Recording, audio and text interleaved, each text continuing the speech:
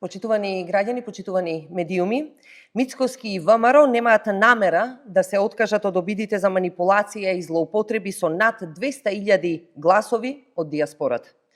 Откако свати дека не може да го протне шверцерскиот начин за електронско гласање на диаспората, без никаква контрола, сега се обидува со некакво гласање по пошта. И повторно без никаква контрола и гаранција за почитување на слободната волја на граѓаните, нов модел и можност за изборни манипулации и нерегуларности. Не му е важна на Мицкоски реформската агенда, тоа му е само изговор.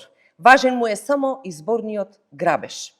Позициите на СДСМ за изборниот законник не се радикалистички, како што кажа Мицкоски и како што сака да ги прикаже. Радикален е начинот на кој тој сака да го спроведе изборниот грабеж. СДСМ не е против диаспората да гласа. Диаспората гласа и сега. Тоа е лага на ВМРО.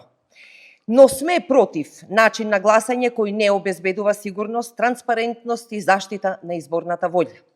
Предлогот електронското гласање да се замени со гласање по пошта, без Државната изборна комисија да има можност со консензус да ги утврдува правилата и механизмите на контрола, не ја подобрува демократијата во изборниот процес.